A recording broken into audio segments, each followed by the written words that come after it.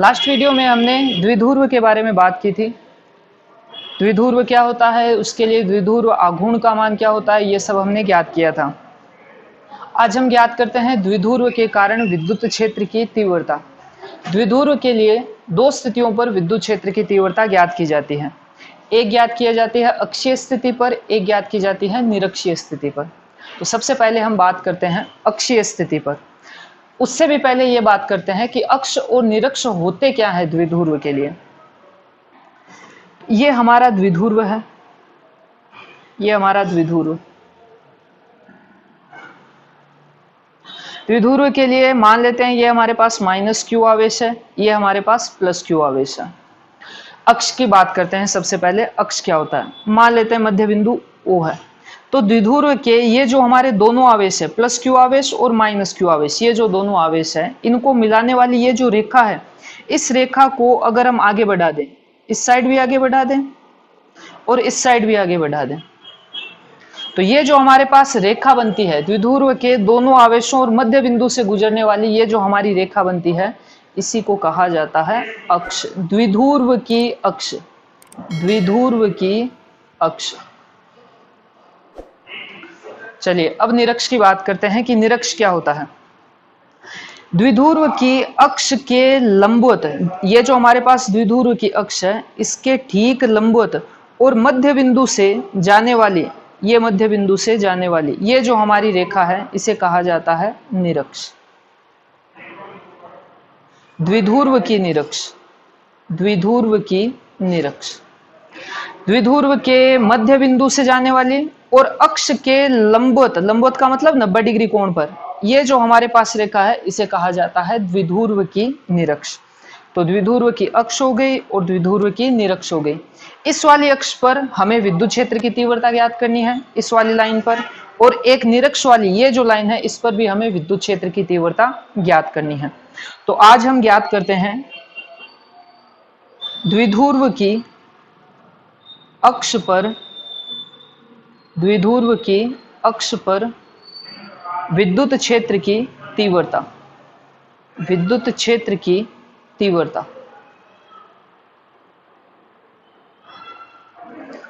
जब भी हमें द्विध्रुव की अक्ष या निरक्ष के लिए विद्युत क्षेत्र की तीव्रता ज्ञात करने के लिए कहा जाए, तो सबसे पहला काम हमारा होना चाहिए कि हमें चित्र बनाना आना चाहिए। तो सबसे पहला काम हमारा है चित्र बनाना। तो चित्र हम बनाते हैं सबसे पहले। ये हमारे पास हो गया द्विध्रुव, द्विध्रुव का मध्य बिंदु O, मान लेते हैं ये हमारा है +q आवेश और ये हमारा है -q आवेश, ये -q आवेश। सुविधा के लिए मान लेते हैं दोनों आवेशों के बीच की दूरी है 2a। d भी ले सकते हैं, लेकिन 2a लेते हैं तो हमारा जो कैलकुलेशन होगी, जो गणना होगी, वो बहुत इजी हो जाएगी। तो हम दोनों आवेशों के बीच की दूरी ले लेते हैं 2a। नाम दे देते हैं द्विध्रुव को a और b। तो A से O तक की मध्य बिंदु की ये जो दूरी होगी, AO दूरी होगी, वो हमारे पास हो जाएगी स्मॉल a। इसी तरीके से O से B तक की दूरी हमारे पास हो जाएगी स्मॉल a। A से B तक की यानी -q से +q तक की दूरी तो हो गई 2a। तो A से O तक की दूरी हो जाएगी a और O से B तक की दूरी हमारे पास हो जाएगी a। ये रही हमारे पास अक्ष, ये रही हमारे पास अक्ष। द्विध्रुव को मिलाने वाली रेखा को मैं यूं आगे बढ़ा देता हूं और यहां पर यहां पर एक बिंदु P ले आता हूं। ये रहा हमारा बिंदु P, ये रहा हमारा बिंदु P।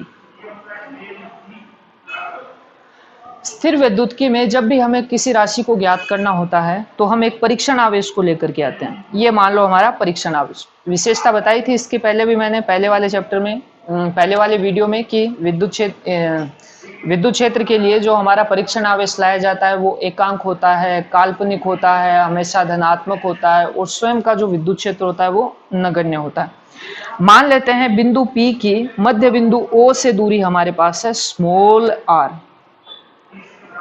O से P तक की दूरी हमारे पास है स्मॉल r। तो जो हमारे पास बिंदु B है, उसकी दूरी हमारे पास हो जाएगी r - a। O से P तक की दूरी है r, O से P तक की दूरी r, इसमें से मैं OB दूरी घटा लेता हूं। OB दूरी कितनी है? A को घटाता हूं। जैसे A को घटाता हूं तो मेरे पास दूरी बच जाएगी BP दूरी, ये वाली दूरी बच जाएगी, BP दूरी बच जाएगी। OP में से अगर मैं OB दूरी यानी स्मॉल a को घटा दूं तो मेरे पास BP दूरी बचेगी और BP का मान हो जाएगा R माइनस A। इसी तरीके से A से P तक की दूरी हमारे पास हो जाएगी R प्लस A। O से P तक की दूरी, O से P तक की दूरी स्मॉल r, और इसमें मैं AO दूरी और जोड़ देता हूं यानी स्मॉल a दूरी और जोड़ देता हूं, तो ये A से P तक की दूरी हमारे पास हो जाएगी R प्लस A। तो कुछ दूरियां लिखी है मैंने, वो उन्हीं दूरियों को मैं दोबारा ऊपर लिखता हूं। देखो O से P तक की दूरी हमारे पास, O से P तक की दूरी फिक्स है हमारे पास स्मॉल r। B से P तक की दूरी, B से P तक की दूरी, ये B से P तक की दूरी कैसे ज्ञात करेंगे भाई? O से P दूरी लेंगे, O से P दूरी लेंगे और उसमें से मैं OB दूरी घटा देता हूँ, ये OB दूरी घटा देता हूँ माइनस OB, तो हमारे पास दूरी बच जाएगी BP, यानी दूरी हो जाएगी हमारे पास R माइनस A। इसी तरीके से AP दूरी लिखता हूं, AP बराबर हो जाएगा, AP दूरी ज्ञात करनी है A से P तक की दूरी, तो OP दूरी लेते हैं, ये OP दूरी, और इसमें मैं दूरी जोड़ देता हूं AO, ये AO दूरी जोड़ दी यानी R प्लस, ये हमारे पास दूरियां आ गई। अब हमें विद्युत क्षेत्र की तीव्रता ज्ञात करनी है। प्लस Q आवेश के कारण Q नोट पर कितनी है और माइनस Q के कारण Q नोट पर कितनी है, और दोनों विद्युत क्षेत्र की तीव्रताओं को जोड़ लेंगे। जोड़ते ही हमारे पास द्विध्रुव के कारण कुल विद्युत क्षेत्र की तीव्रता आ जाएगी। तो देखिए प्लस Q आवेश इस परीक्षण आवेश Q नोट को देगा धक्का देगा, यानी इसे बाहर की ओर प्रतिकर्षित करेगा। मान लेते हैं इसके कारण विद्युत क्षेत्र की तीव्रता है E प्लस।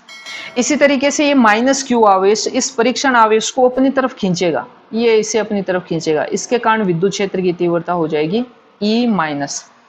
E प्लस की दिशा, E माइनस की दिशा, दोनों की दिशा परस्पर विपरीत है। विपरीत होने का मतलब दोनों एक दूसरे को निरस्त करने का प्रयास करेगी। E प्लस तो इसे धक्का देगा प्लस Q नोट को, परीक्षण आवेश को, जबकि E माइनस इसे अपनी तरफ आकर्षित करने का प्रयास करेगा, यानी E प्लस और E माइनस की दिशा परस्पर विपरीत है। चलिए सॉल्व करते हैं इसे आगे। प्लस Q आवेश के कारण, प्लस Q आवेश के कारण विद्युत क्षेत्र की तीव्रता, विद्युत क्षेत्र की तीव्रता। बिंदु आवेश के कारण विद्युत क्षेत्र की तीव्रता हम पहले ही पढ़ चुके हैं, E बराबर होता है KQ बटा में R स्क्वायर, ये हम पहले पढ़ चुके हैं। बिंदु आवेश के कारण विद्युत क्षेत्र की तीव्रता, इसी का उपयोग करना है हमें। तो प्लस Q के कारण विद्युत क्षेत्र की तीव्रता हमारी है E प्लस बराबर KQ। Q ये वाला आवेश, हमेशा जो आवेश स्थिर होता है उसी को यहां पर रखा जाता है और लाए गए आवेश का हमेशा भाग लगता है। लाया गया आवेश हमारा Q नोट है, उसका तो भाग लगता है, जबकि यहां पर जो आवेश रखा जाता है वो पहले से उपस्थित आवेश को रखा जाता है। और इन दोनों के बीच की दूरी, प्लस Q आवेश इसे धक्का देगा तो इन दोनों के बीच की दूरी हमारे पास है BP दूरी, ये वाली दूरी है BP, तो BP और स्क्वायर। दिशा है इसकी B से P की तरफ, इसकी दिशा है BP की तरफ।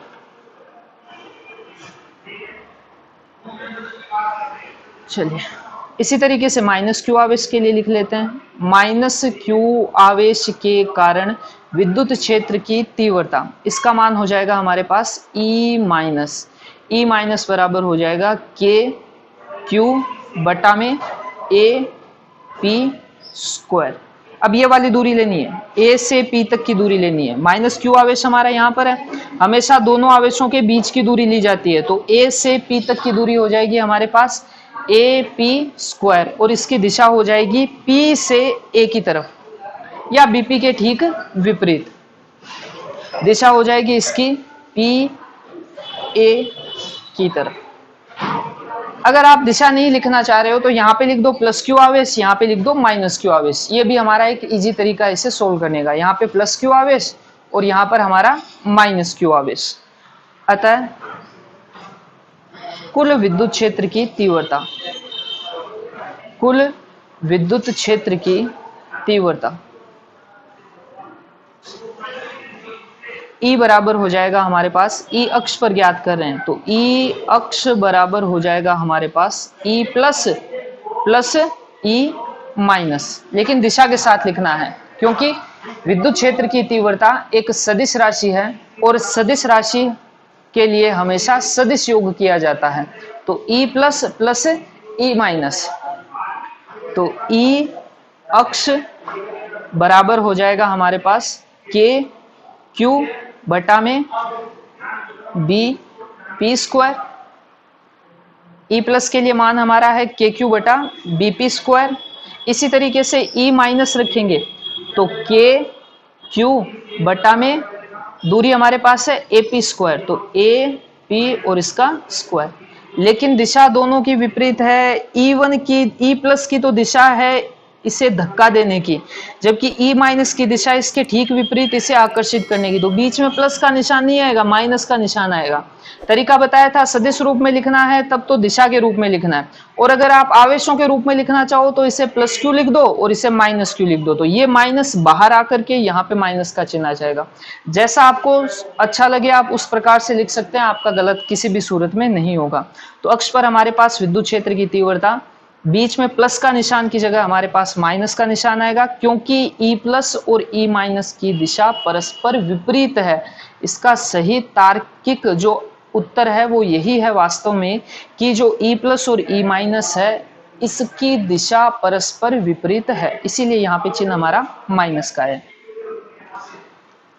तो E अक्ष बराबर के क्यू, बीपी का मान रख देते हैं, बीपी का मान हमारे पास है आर माइनस ए, तो आर माइनस ए का होल स्क्वायर, बीच में माइनस का चिन्ह, के क्यू, एपी, एपी का मान हमारे पास है आर प्लस ए का होल स्क्वायर। अब केवल हमें इसे गणितीय रूप में सॉल्व करना है। चलिए सॉल्व कर लेते हैं इसे गणितीय रूप में। तो ई अक्ष बराबर, एक बार मैं दोबारा लिख लेता हूं पहले वाले स्टेप को, के क्यू, नीचे हमारे पास है R minus A whole square, बीच में माइनस का चिन्ह, के क्यू बटा में आर प्लस ए का होल स्क्वायर। इस वाले स्टेप को, अभी जो लिखा था लास्ट वाले स्टेप को, इस वाले स्टेप को, ये वाला स्टेप, इसको मैंने वापस लिख लिया है यहाँ पर। अब इसे हम सॉल्व कर लेते हैं। ई अक्ष बराबर, दोनों में कॉमन आ रहा है हमारे पास के क्यू, ये बाहर आ जाएगा हमारा के क्यू, अंदर बच जाएगा हमारे पास 1 बटा आर माइनस ए का होल स्क्वायर माइनस 1 बटा आर प्लस ए का होल स्क्वायर। लघुत्तम ले लेते हैं। ई अक्ष बराबर के क्यू, लघुत्तम आएगा नीचे हमारे पास आर माइनस ए का होल स्क्वायर और आर प्लस ए का होल स्क्वायर, ये हमारा लघुत्तम आ गया। आर माइनस ए स्क्वायर से R minus A square cancel, तो ऊपर हमारे पास बच जाएगा आर प्लस ए का होल स्क्वायर, बीच में माइनस का निशान, आर प्लस ए स्क्वायर से R plus A square cancel, बच जाएगा हमारे पास आर माइनस ए का होल स्क्वायर, ये आर माइनस ए का होल स्क्वायर। ओपन कर लेते हैं। तो ई अक्ष बराबर के क्यू, ओपन कर लेते हैं, R plus A whole square, तो R square plus A square plus 2r A plus B का होल स्क्वायर का फॉर्मूला है, उसी का यूज किया है। इसी तरीके से a माइनस बी के फॉर्मूला है, उसे ओपन कर लेते हैं। तो R square plus A square minus 2r A बट्टा में हमारे पास a माइनस बी और a plus B, a minus B और a प्लस बी, इस फॉर्मूले का उपयोग करना है। ये हमारे पास आता है a square minus B square, और जब पहले से स्क्वायर है इनके ऊपर तो इनका हो जाएगा होल स्क्वायर। ये आपने गणित के अंदर पढ़ रखा होगा। तो यहाँ पे r minus A R plus A, इसके लिए हम लिख सकते हैं R square minus A square, और ऊपर भी स्क्वायर है तो ऊपर होल स्क्वायर भी आ जाएगा साथ में हमारे पास। अब इसे ओपन कर लेते हैं। ये जो हमारा माइनस का चिन्ह अंदर जाएगा तो आर स्क्वायर और ए स्क्वायर ये तो दोनों हो जाएंगे माइनस के, और 2r a ये जो माइनस का है ये हमारा इस माइनस के चिन्ह के कारण हो जाएगा प्लस का। तो ई अक्ष बराबर के Q R square plus A square plus 2r a, minus का चिन्ह अंदर ले जाते हैं, प्लस वाले दोनों माइनस के, माइनस वाला प्लस का, तो माइनस का आर स्क्वायर माइनस का ए स्क्वायर प्लस का 2r a, और बट्टा में हमारे पास आ जाएगा यही ऊपर वाला R square minus A square का होल स्क्वायर। आर स्क्वायर से आर स्क्वायर ये हमारा कैंसिल हो गया, ये प्लस का है ये माइनस का है, ए स्क्वायर प्लस का है ए स्क्वायर माइनस का है, ये कैंसिल हो जाएगा, 2r a प्लस का 2r a प्लस का जुड़ के हो जाएगा 4r a। तो ई अक्ष पर हमारा मान हो जाएगा के क्यू 2r a जुड़ करके हो गया 4r a बट्टा में, इसे थोड़ा सा चेंज करते हैं। अब देखो जो r है ना, r हमारा दोनों आवेशों, जो a है हमारा वो दोनों आवेशों के बीच की दूरी है, ये दोनों आवेशों के बीच की दूरी, और ये हमेशा एंगस्ट्रॉम के अंदर ही होती है। जैसे द्विध्रुव का उदाहरण होता है Na प्लस और Cl माइनस, तो Na प्लस और Cl माइनस के बीच की जो दूरी होती है वो एंगस्ट्रॉम में होती है, बहुत कम होती है। उसकी तुलना में ये जो हमारा मध्य बिंदु से और P बिंदु की दूरी होती है ये कुछ सेंटीमीटर में या मीटर में होती है। तो एंगस्ट्रॉम और सेंटीमीटर का जो अंतर है वो बहुत ज्यादा हो जाता है, यानी R का मान A से बहुत ज्यादा है। तो ऐसी स्थिति में जो हमारा A स्क्वायर होता है उसको हम 0 मान लेते हैं, नगण्य मान लेते हैं। तो a स्क्वायर जब हमारा 0 हो जाता है तो r स्क्वायर का होल स्क्वायर यानी r की घात हो जाएगी हमारे पास 4। ऊपर r है, नीचे हमारे पास r की घात 4 है, तो एक r की घात से एक r हमारा कैंसिल हो जाएगा। तो अक्ष पर हमारे पास मान आएगा, अक्ष पर हमारे पास मान आ जाएगा e अक्ष बराबर हो जाएगा हमारे पास के क्यू, आर से आर कैंसिल हो चुका है हमारा, ये वाला आर से आर हमारा कैंसिल हो चुका है यहाँ पे, तो यहाँ पे आएगा इंटू 4a, और नीचे हमारे पास बच जाएगा आर क्यूब, ये आर क्यूब। इसे थोड़ा सा ढंग से लिखते हैं, इस वाले को, ऊपर वाले को, ई अक्ष 4 के टुकड़े कर लेता हूं 2 इंटू 2 के रूप में, तो 2 इंटू के, और अंदर हो जाएगा q इंटू 2a। ये जो हमारा 4 है ना इसको 2 टुकड़ों में तोड़ा, 2 इंटू 2, तो 1 2 को तो बाहर लिया है, 1 2 को यहीं पे रखा, और q इंटू यहाँ पे 2a बचेगा, ये 2a, q इंटू 2a, और नीचे हमारे पास हो जाएगा r क्यूब। पहले पढ़ चुके हैं हम, परिभाषा पढ़ चुके हैं, द्विध्रुव आघूर्ण P बराबर होता है Q इंटू दोनों आवेशों के बीच की दूरी, दोनों आवेशों के बीच की दूरी हमारे पास है 2a, तो P बराबर हो जाएगा Q इंटू 2a। तो अक्ष पर हमारे पास विद्युत क्षेत्र की तीव्रता आ जाएगी E अक्ष बराबर 2k, और Q इंटू 2a की जगह हमारे पास द्विध्रुव आघूर्ण आ जाएगा स्मॉल p बटा में r।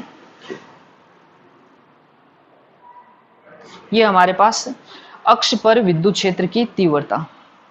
अगर हम इसे सदिश रूप में लिखना चाहें, सदिश रूप, अगर हम इसे सदिश रूप में लिखें तो E अक्ष, ये सदिश रूप 2k p के ऊपर तीर का निशान और नीचे हमारे पास r क्यूब। सदिश रूप में लिखेंगे, सदिश रूप में लिखेंगे तो यहाँ पे प्लस का चिन्ह आएगा। अब ये प्लस का चिन्ह क्यों आता है उसकी बात करते हैं। देखिए E प्लस के लिए हमारे पास नीचे है BP, और E माइनस के लिए हमारे पास है नीचे AP। ये AP दूरी है, A से P तक की दूरी, और BP दूरी केवल ये वाली है। तो जो हमारे पास ए पी दूरी है उसका मान हमेशा बीपी से ज्यादा है। इधर देखिए, ये ए पी दूरी, ये वाली यहां से यहां तक, ये दूरी ज्यादा है, जबकि बीपी दूरी ये हमारी कम है। एपी का मान बीपी से ज्यादा है, तो बीपी का मान कम होने से जो ई प्लस आएगा उसका मान ज्यादा होगा। बीपी का मान कम होने से ई प्लस का मान ज्यादा होगा। इसी तरीके से एपी का मान ज्यादा होने से, एपी का मान ज्यादा होने से जो हमारा ई माइनस है उसका मान कम होगा, ये मान कम होगा।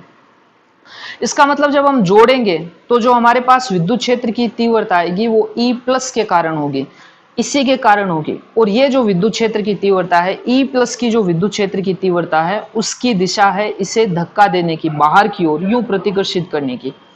तो जो परिणामी विद्युत क्षेत्र की तीव्रता आएगी उसकी दिशा होगी यूं, इस प्रकार से, ए से पी की तरफ या बी से पी की तरफ, जो भी आप लिखना चाहो उसमें कोई फर्क नहीं पड़ेगा। ए से पी की तरफ या बी से पी की तरफ, ये वाली दिशा होगी, पी को धक्का देने की दिशा, ये परिणामी विद्युत क्षेत्र की तीव्रता की दिशा।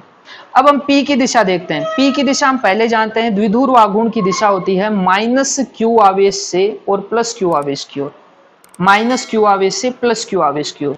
ये रहा माइनस क्यू, ये रहा हमारे पास प्लस क्यू, ये वाली होगी माइनस क्यू से प्लस क्यू की ओर, ये होगी हमारी पी की दिशा। दोनों की दिशा एक ही है, परिणामी विद्युत क्षेत्र की तीव्रता की दिशा और द्विध्रुव आघूर्ण की दिशा, दोनों की दिशा एक ही होने से यहाँ पर जो हमारा चिन्ह आता है वो प्लस का आता है।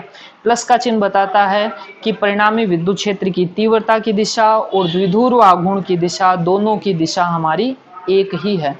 वक्र बना लेते हैं। अगर हम वक्र बनाना चाहें तो वक्र हमारा बनेगा कुछ इस तरीके से। एक तरफ ले लेते हैं ई अक्ष और दूसरी तरफ ले लेते हैं दूरी स्मॉल आर, तो ये रहा 1/r³। ढाल ज्यादा होगी, बहुत ज्यादा होगी, ये ई अक्ष समानुपाती 1/r³। एक चीज आपको और बता देता हूं मैं कि द्विध्रुव के लिए, जब हम द्विध्रुव के लिए बात करते हैं तो विद्युत क्षेत्र की तीव्रता समानुपाती होती है 1/r³ के, जबकि केवल विद्युत क्षेत्र की तीव्रता बिंदु आवेश के लिए जब हम ज्ञात करते हैं तो फॉर्मूला हमारा होता है E बराबर KQ/r² होता है। तो यहाँ पर हमारे पास बिंदु आवेश के लिए विद्युत क्षेत्र की तीव्रता 1/r² के समानुपाती है। बिंदु आवेश के लिए विद्युत क्षेत्र की तीव्रता, बिंदु आवेश के लिए विद्युत क्षेत्र की तीव्रता 1/r² के समानुपाती है, जबकि द्विध्रुव के लिए ये 1/r³ के समानुपाती होती है। इन दोनों में अंतर आपको समझ में आ गया होगा। आज की क्लास के लिए बस इतना ही। निरक्ष के लिए अगली क्लास में ज्ञात करेंगे। धन्यवाद।